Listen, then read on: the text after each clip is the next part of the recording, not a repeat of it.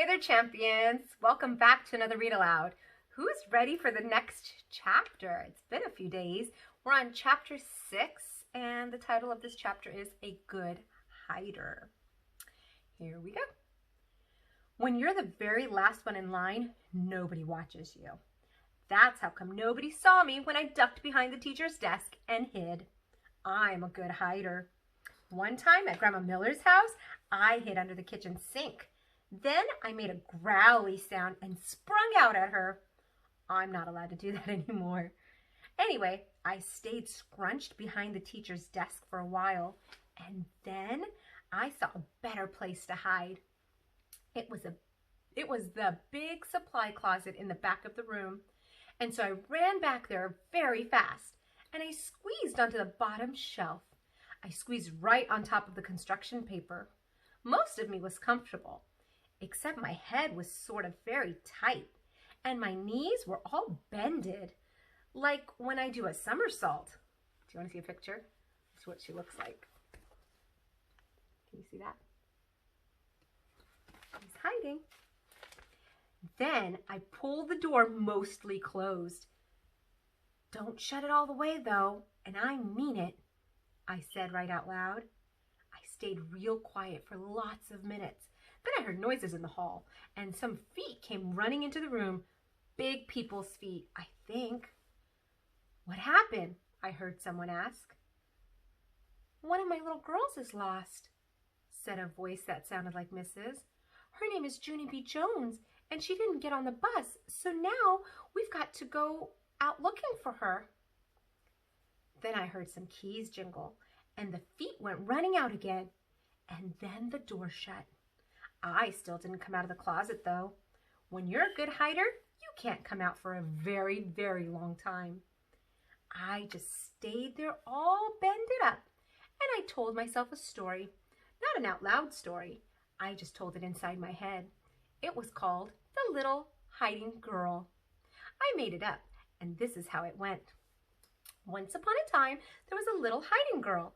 She was in a secret spot where nobody could find her, except her head was very tight and her brain was squishing out. But she still couldn't come out of her spot, or a smelly yellow monster would get her, and also some meanies with chocolate milk. The end. After that, I rested my eyes. Resting your eyes is what my grandpa does when he watches TV after dinner. Then he snores, and Grandma Miller says, "Go to bed, Frank.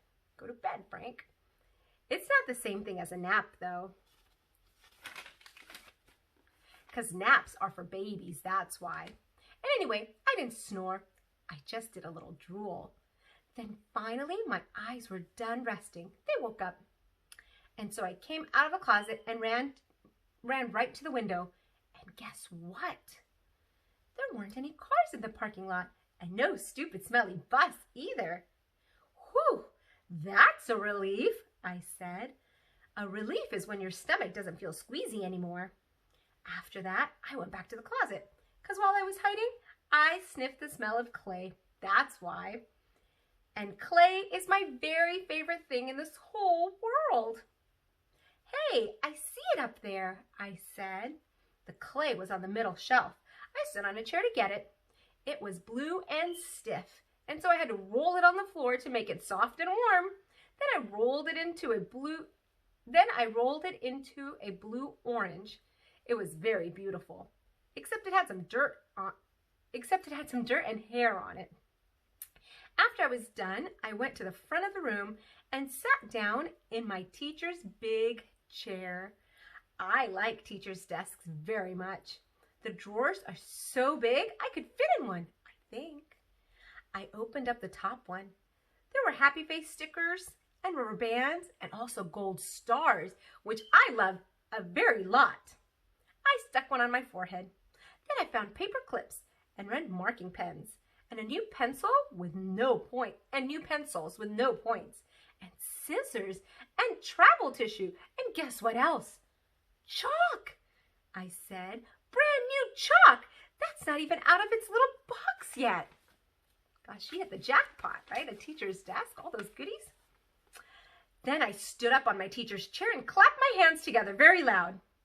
I want everyone to find a chair and sit down. Today we're going to learn some alphabet and some reading, and also I will teach you how to make a blue orange. But first, everyone has to watch me draw stuff. She's pretending to be the teacher. Then I went to the board and drew with my brand new chalk. I drew a bean and a carrot and some curly hair. Then I wrote some O's. O's are my bestest letter. After that, I bowed. Thank you very much, I said. Now you may all go out for recess. I smiled, except for not that Jim. And that's the end of chapter 6.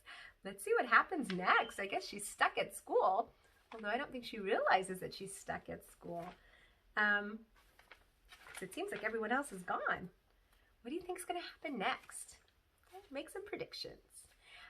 I hope you all enjoyed that chapter, and I hope you have a wonderful night. Sleep well, sweet dreams, and I will see you all next time. Good night.